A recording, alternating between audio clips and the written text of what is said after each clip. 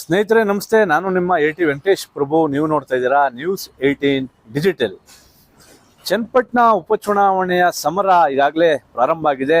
ಚುನಾವಣಾ ಆಯೋಗ ದಿನಾಂಕವನ್ನ ನಿಗದಿ ಮಾಡುವ ಮೊದಲೇ ಚನ್ನಪಟ್ಟಣದಲ್ಲಿ ರಾಜಕೀಯ ಪಕ್ಷಗಳು ತಮ್ಮ ಏನು ಚಟುವಟಿಕೆಗಳನ್ನ ಬಹಳ ಬಿರುಸಿನಿಂದ ಪ್ರಾರಂಭ ಮಾಡಿದ್ದಾರೆ. ಅದರಲ್ಲೂ ವಿಶೇಷವಾಗಿ ಏನು ರಾಜ್ಯ ಸರ್ಕಾರ ಇರುವಂತ ಕಾಂಗ್ರೆಸ್ ಪಕ್ಷ ಬಹಳಷ್ಟು ದೊಡ್ಡ ಮಟ್ಟದಲ್ಲಿ ತಯಾರಿಯನ್ನ ಮಾಡ್ಕೊಳ್ತಾ ಇದೆ. DCM ಆಗಿರುವಂತ ರಾಮನಗರ ಜಿಲ್ಲೆಯ ನಾಯಕ ಆಗಿರುವಂತ DK ಶಿವಕುಮಾರ್ ಅವರು ಈಗಾಗಲೇ ಜನಸಂಪರ್ಕ ಸಭೆಗಳನ್ನ ಮಾಡುವ ಮೂಲಕ ಜನರನ್ನ ತಮ್ಮ ಪಕ್ಷದ ಒಂದು ಕಡೆಗೆ ಮುಖ ಮಾಡುವಂತೆ ಒಂದು ವಾತಾವರಣವನ್ನ ನಿರ್ಮಾಣ ಮಾಡ್ತಾ ಇದ್ದಾರೆ. ಈಗಾಗಲೇ ತಾಲೂಕಿನ ಪ್ರಮುಖ ದೇವಾಲಯಗಳನ್ನ ಸುತ್ಕೊಂಡು ಬಂದಿರುವಂತ DK ಶಿವಕುಮಾರ್ ಅವರು ಒಂದು ಕಡೆ ಜನಸಂಪರ್ಕ ಸಭೆಗಳನ್ನ ಮಾಡ್ತಾ ಇದ್ದಾರೆ, ಮತ್ತೊಂದು ಕಡೆ ಪಕ್ಷದ ಕಾರ್ಯಕರ್ತರು ಮುಖಂಡರ ಮನೆಗಳಿಗೆ ಭೇಟಿಯನ್ನ ಕೊಡ್ತಾ ಇದ್ದಾರೆ. ಚನ್ನಪಟ್ಟಣದಲ್ಲಿ ಇರತಕ್ಕಂತ ಪ್ರಸ್ತುತವಾಗಿ ಏನು ವಾತಾವರಣ ಇದೆ ಆ ವಾತಾವರಣವನ್ನ ಅರಿಯುವುದಕ್ಕೆ ಅವರು ಶತಾಯಗತಾಯವಾಗಿ ಈ ಬಾರಿ ಚನ್ನಪಟ್ಟಣದಲ್ಲಿ ಕಾಂಗ್ರೆಸ್ನ ಶಾಸಕರನ್ನ ಆಯ್ಕೆ ಮಾಡಲೇಬೇಕು ಎನ್ನುವಂತ ದೃಷ್ಟಿಯಿಂದ ಬಹಳಷ್ಟು ಶ್ರಮವನ್ನ ಹಾಕ್ತಾ ಇದ್ದಾರೆ. ಮತ್ತೊಂದು ಕಡೆ ಮೈತ್ರಿ ಪಡೆ ಕೂಡ ಸುಮ್ಮನೆ ಕೂತಿಲ್ಲ. ಏನು HD ಕುಮಾರಸ್ವಾಮಿ ಅವರು ಮತ್ತೆ CP ಯೋಗೇಶ್ವರ್ ಅವರು ಕೂಡ ಬಹಳಷ್ಟು ಒಂದು ಪ್ರಯತ್ನವನ್ನ ಮಾಡ್ತಾ ಇದ್ದಾರೆ. ಈಗಾಗಲೇ ಏನು ಕಳೆದ ಕೆಲ ದಿನಗಳ ಹಿಂದೆ ನಡೆದಂತ ಬಮುಲ್ನ ಒಂದು ಕಾರ್ಯಕ್ರಮದಲ್ಲಿ ಕುಮಾರಸ್ವಾಮಿ ಅವರು ಮತ್ತೆ ಯೋಗೇಶ್ವರ್ ಅವರು ಒಂದೇ ವೇದಿಕೆಯಲ್ಲಿ ಕುಳಿತುಕೊಂಡು ತಮ್ಮ ಒಂದು ವಿಚಾರಗಳನ್ನು ಕೂಡ ಆಂತರಿಕವಾಗಿ ಚರ್ಚೆಯನ್ನ ಮಾಡಿದ್ದಾರೆ. ಮುಂದಿನ ದಿನಗಳಲ್ಲಿ ಏನು ಮೈತ್ರಿ ಪಡೆಯಿಂದ ಯಾರು ಅಭ್ಯರ್ಥಿ ಆಗ್ಬೇಕು ಎನ್ನುವಂತ ದೃಷ್ಟಿಯಿಂದ ಕುಮಾರಸ್ವಾಮಿ ಅವರು ಕೂಡ ಈಗಾಗಲೇ ಚಿಂತನೆಯನ್ನ ಮಾಡ್ತಾ ಇದ್ದಾರೆ. ಮತ್ತೊಂದು ಕಡೆ ಯೋಗೇಶ್ವರ್ ಕೂಡ ಚಿಂತನೆಯನ್ನ ಮಾಡ್ತಾ ಇದ್ದಾರೆ.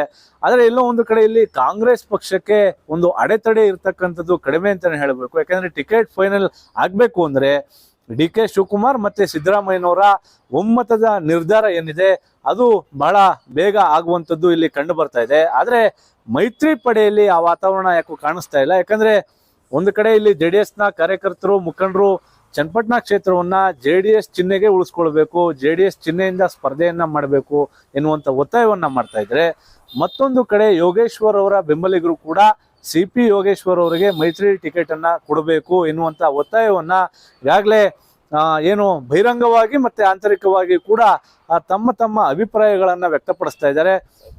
ಆದ್ರೆ ಈ ವಿಚಾರವಾಗಿ ಸಾಕಷ್ಟು ಏನು ಚರ್ಚೆಗೆ ಬರ್ತಾ ಇದೆ. ಒಂದು ಕಡೆ JDS ನ ಸಂಖ್ಯಾಬಲವನ್ನ ನೋಡಿದ್ದೆ ಆದ್ರೆ ಈಗಾಗಲೇ 19 ಸ್ಥಾನಗಳಲ್ಲಿ JDS ನ ಶಾಸಕರು ಇದ್ದಾರೆ. ಚನ್ನಪಟ್ಟಣವನ್ನ ಬಿಟ್ಕೊಟ್ಟಿದ್ದೆ ಆದ್ರೆ ಅದು 18ಕ್ಕೆ ಕುಸಿತ ಆಗ್ತದೆ.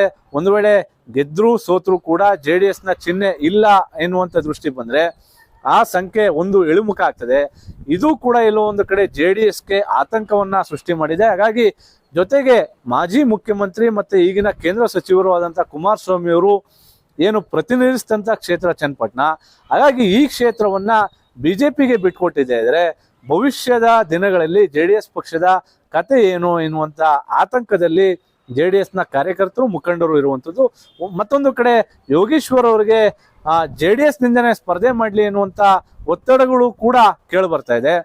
ಇನ್ನೂ ಒಂದು ಕಡೆ ಯೋಗೇಶ್ವರ್ ಅವರೇ ಹೇಳುವ ಪ್ರಕಾರ ನಾನಿನ್ನು 3 ವರ್ಷಗಳ ಕಾಲ MLC ಆಗಿ ಇರ್ತೀನಿ, ಹಾಗಾಗಿ ಮೈತ್ರಿ ಟಿಕೆಟ್ ಅನ್ನ ಯಾರಿಗೇ ಕೊಟ್ಟರು ಕೂಡ ಪ್ರಾಮಾಣಿಕವಾಗಿ ಕೆಲಸವನ್ನ ಮಾಡ್ತೀನಿ ಎನ್ನುವಂತ ಹೇಳಿಕೆಗಳನ್ನು ಕೂಡ ಅವರು ಕೂಡ ಕೊಡ್ತಾ ಬರ್ತಾ ಇದ್ದಾರೆ. ಈ ಎಲ್ಲ ಬೆಳವಣಿಗೆಗಳ ಮಧ್ಯೆ ಈಗ ಕಾಂಗ್ರೆಸ್ನಿಂದ DK ಶಿವಕುಮಾರ್ ಹಾಗೆ DK ಸುರೇಶ್ ಅವರ ಹೆಸರಿನ ಜೊತೆಗೆ ರಘುನಂದನ್ ರಾಮಣ್ಣರವರು ಕೂಡ ಸ್ಪರ್ಧೆಯನ್ನ ಮಾಡಬಹುದು ಎನ್ನುವಂತ ಲೆಕ್ಕಾಚಾರ ಇದೆ. ಮತ್ತೊಂದು ಕಡೆ ಮೈತ್ರಿ ಪಡೆಯಲ್ಲಿ CP ಯೋಗೇಶ್ವರ್, ನಿಖಿಲ್ ಕುಮಾರಸ್ವಾಮಿ ಜೊತೆಗೆ HC ಜೈಮುತ್ತು ಕೂಡ ಸ್ಪರ್ಧೆಯನ್ನ ಮಾಡಬಹುದು ಎನ್ನುವಂತ ಲೆಕ್ಕಾಚಾರಗಳು ಕೂಡ ಇದ್ದಾವೆ. ಹಾಗಾಗಿ ಈ ಎರಡೂ ಕಡೆಯಿಂದ ಯಾರು ಅಭ್ಯರ್ಥಿ ಆಗ್ತಾರೆ ಎಂಬುದನ್ನ ಕಾದ್ ನೋಡಬೇಕಾಗಿದೆ.